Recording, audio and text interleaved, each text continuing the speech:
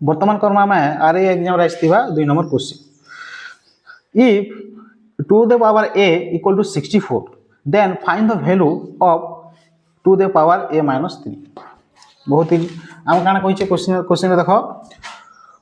2 row power a equal to हमके 64 दैछि हमके काना मांगिचे हमके a row power a minus sorry 2 row power a minus 3 हमके मांगिचे ठीक अछि तो काना करबो पहला देखो 2 के 2 लिखलो a के तो 64 काहर वर्ग होई परबो बोले तार हम 2 2 अछि बोले 2 के केते थर गुणन करे हम 64 हेबा जेना देखो 64 काना 2 ते करमा एरा हेबा 32 32 रे काना 16 16 रे करमा बोले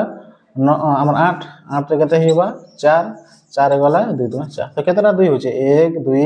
3 4 5 6 तो 2 रो पावर 6 होची बुझियला तापर हम 2 2 समानटा काटि देम बोले a केते हेबा a इक्वल टू बाहर हेबा हमर 6 बाहरला ए केते बाहरला 6 तो ई जगह हम मान पुट कर दम तार अर्थ 2 के 2 ए वाला केते 6 माइनस 3 के 3 2 के 2 6 रो 3 काटला केते बा 3 तो 2 रो पावर 3 बा 2 क्यू रो केते हेबा 2 2 4 4 2 8 तार अर्थ 2 * 2 * 2 2 2 4 4 2 8 8 हे जेबा हमर राइट आंसर ओके।